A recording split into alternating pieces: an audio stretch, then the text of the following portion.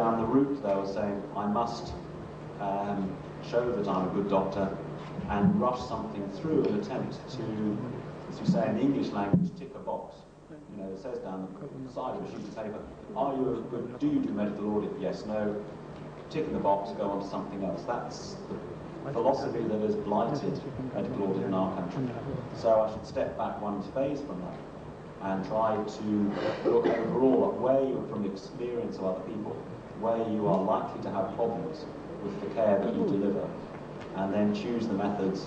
Sometimes it will be medical audit, sometimes it will be other things, to decide how you could improve the care. And how you improve it is going to depend on a lot of people. It's very often not going to be the doctor's fault. It's very often there was a conspiracy against the patients not to do anything about it.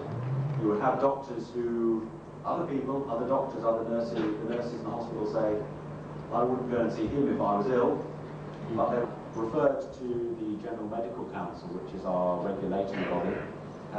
That has stated in its duties of a doctor that one of our duties, apart from others like keeping up to date and keeping good medical records, one of our duties is to, as it should be, then you should take action to try and help them to improve their performance. If you go to the airline industry, they deal with highly complex machines, processes and so forth, and they are amazingly safe. If you fly with a Western world airline, it's safe in itself, because if you fly with a third world country, often the rates are not so good. You will get killed. But if you fly with a developed country in one of their airlines, they've got it sorted out in a confidential way, so that they can be acted on. You can learn from those lessons, make changes before you have a serious accident, and improve their quality. What happens in the UK very often is that within the hospital you can report that there has been a problem, an actual incident or a near-miss incident, and the hospital will not discipline the doctor or the nurse, or will try to make changes. But when it gets outside the hospital, the press and the doctor, you will find you're charged by the police for killing the patient.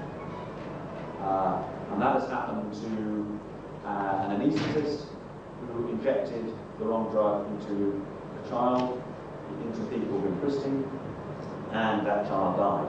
And that anaesthetist was charged, his face was all over the newspapers, he was charged with manslaughter by the police. The full answer is that people who are reckless, who are just do not think, should be blamed, treated, disciplined accordingly.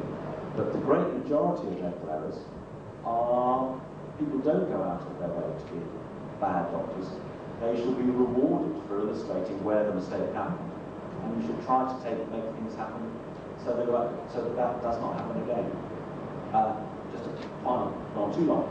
Anaesthetists were always killing patients by giving them too much nitrous oxide and letting the oxygen run out to stop it happening.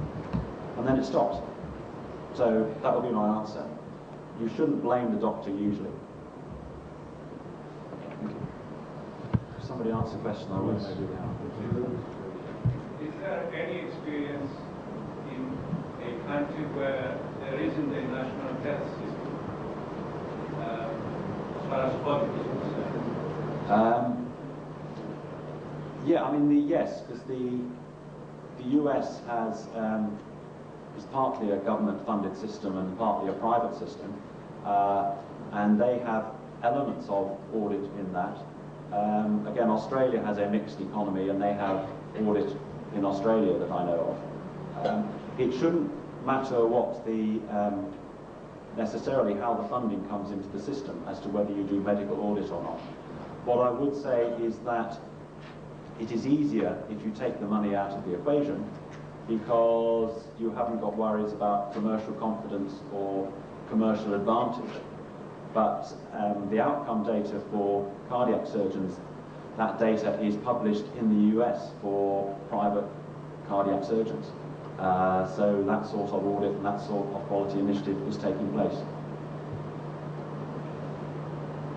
I won't say that the confidential inquiry that I work with works for both NHS hospitals and also the hospitals for private doctors as well. They are signed up to that as well.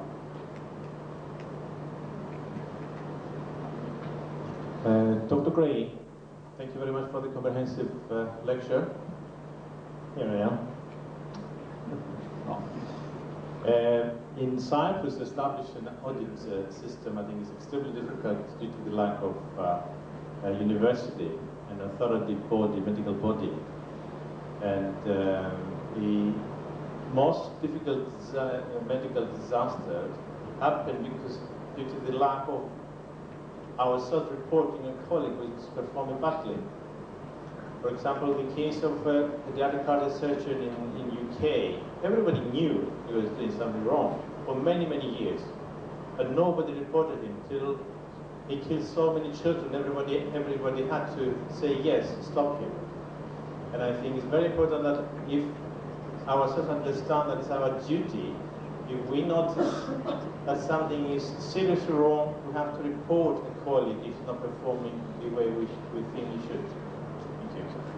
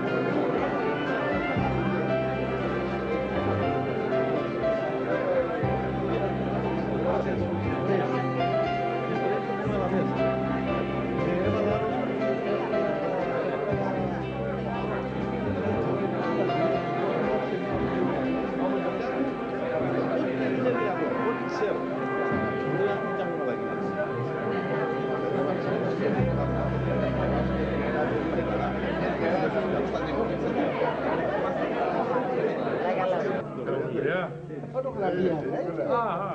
Πολλά ωραία.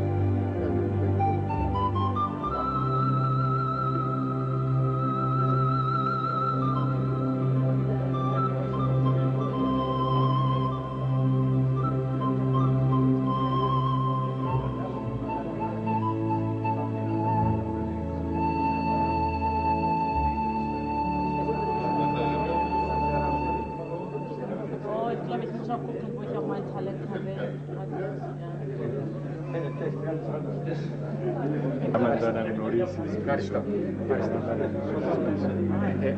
Δυσκολεύτηκες να καταλάβεις. Αυτή είναι το μηχάνισμα του αυτοκινήτου που πάει μπροστά πίσω.